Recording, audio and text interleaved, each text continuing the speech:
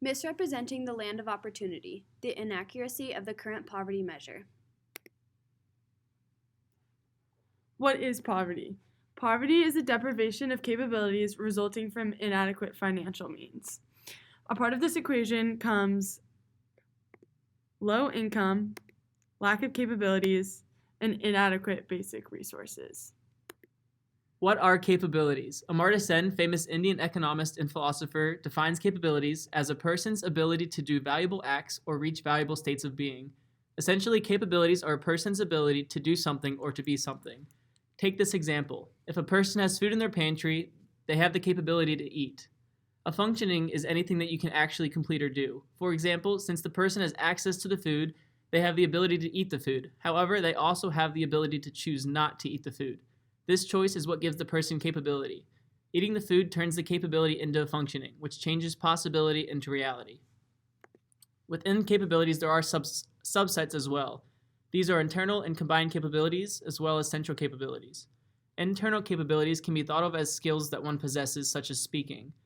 Combined capabilities include your internal capabilities as well as the political, social, or economic environment around you. If you have combined capabilities, you possess internal capabilities and have the appropriate external environment. Let's look at some examples. If you have the skills to play and teach others tennis, and you're allowed to run an after-school program, you have that combined capability. However, if you have the skills to play tennis, but your parents do not allow you to teach the children how to play, you lack this combined capability, even though you possess the internal capability of teaching others how to play. So let's look at central capabilities, which were defined by Martha Nussbaum. Nussbaum proposes a list of 10 central capabilities, and she believes that these 10 capabilities are necessary to live a dignified life. The baseline threshold of what a life worthy of human dignity requires is set by Nussbaum with this list of 10 capabilities. Nussbaum believes that every person has dignity, it's just a matter of whether or not they are treated with it. The current poverty measure, the OPM, the official poverty measurement. Today in America, we use the OPM. It was developed in the 1960s, and it strives to measure resources and thresholds to address poverty. It takes into account families' gross annual pre-tax income. The threshold is set by using what is known as the thrifty food basket. The thrifty food basket is supposed to account for food, clothing, shelters, and utilities.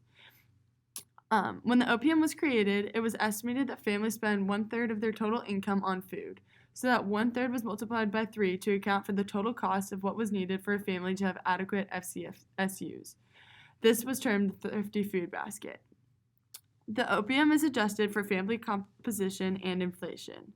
However, there are many problems with this measurement.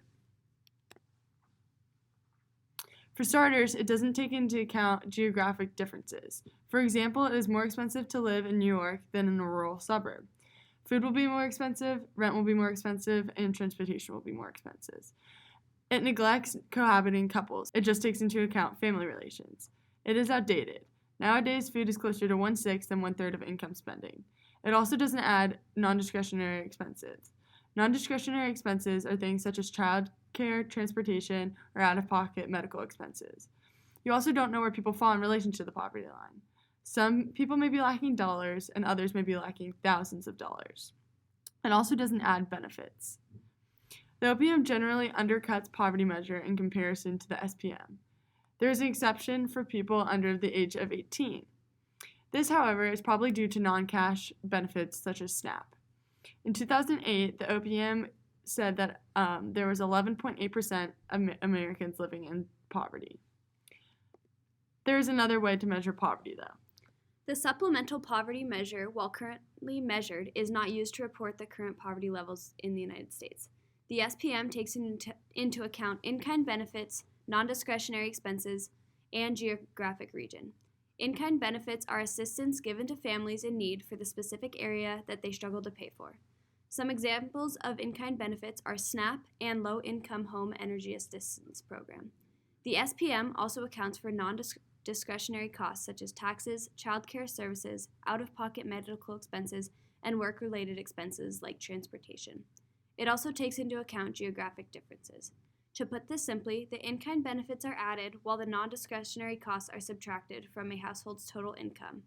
This creates a more accurate representation of the income poverty. The SPM is currently measured by finding the 33rd percentile of what the average American spends each year on food, clothing, shelter, and utilities. This number is then multiplied by 1.2 in order to account for other costs, which produces the threshold in which a family is considered impoverished or not. This threshold is a better judgment of who is actually experiencing poverty because it looks at more than just income. Because the SPM gives a more holistic view of how a person's income is able to be used to pay for basic needs, we will continue to use this measurement when measuring poverty.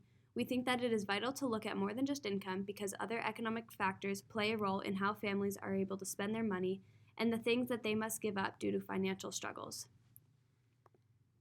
We also know that there is more to poverty than just money. An individual who lives alone and is making $15,000 would look like he is above the poverty line. However, if he lacks the capability to live a fully functioning life with that income, say he has diabetes and has to pay a lot for insulin, then he could be just as poor as someone who has an income of $11,000 but doesn't lack any important capabilities. If someone lacks capabilities, it will affect their financial situation and therefore their quality of life, so this needs to be accounted for when measuring poverty as well. While measuring capabilities seems impractical, all of the data needed to measure these is already collected and is done so on a community basis, not individually. This data includes statistics like graduation rates, survival rates, disease rates, and so on. So because both income and capabilities are important, to measure poverty we will use both the SPM and the capabilities-based approach. We will use the 33rd percentile times 1.2 to find the financial threshold for poverty, and those who fall below that line are automatically considered impoverished. Then we will look at the individuals and families who fall between the 33rd and 40th percentile and look at their combined and central capabilities. We believe that people in this section are often overlooked because when looking solely at financials, as the OPM does, they do not appear to be in poverty. But these are the individuals that, with even a few unexpected costs due to the lack of capabilities, will find themselves in similar situations to those who are under the threshold. We will use the data that is already collected for this group of people, and if someone is under the 50th percentile for any of the categories such as graduation rates, survival rates, or disease rates, we will classify them as lacking a necessary capability because nobody should have less than a 50% chance of turning capabilities into functionings. Just because someone is barely over the poverty line does not mean that they are financially secure and are able to pay for food, clothing, shelter, and utilities, and still have a decent life depending on if they are in a capabilities deficit or not. By looking at both the SPM measurement and the 50% capabilities measurement, we are able to gather more information about a family's condition. We know that poverty is a very complex issue that can stem from multiple different situations. Both income inadequacy and lack of capabilities creates many issues that put people in poverty, so it is vital to look at both and everything that it could affect each. The SPM is a much more holistic measurement of income than the OPM, giving a much more accurate representation of the family's financial ability. However, even with a more accurate income measurement, the arbitrary threshold that is created might still not include everyone who is experiencing poverty. Looking at individuals and families who are close to that line, but who are technically not in poverty by the SPM measure, allows us to take into account a capabilities deficit that could put someone in a situation as bad or worse off than someone who is actually under the poverty line. And why does all this matter? It matters because people matter. We want to ensure that there is an accurate measure in place to determine someone's lack of capabilities and inadequate income. We want to ensure that someone who lacks those capabilities has the ability to pursue them, although we are not trying to force people to pursue capabilities that they have available to them. Narrowing our scope on the definition of poverty also creates the ability to craft more precise responses to alleviate it. Without this, our solutions could be too broad and be ineffective. Let's look at some other ways to view poverty.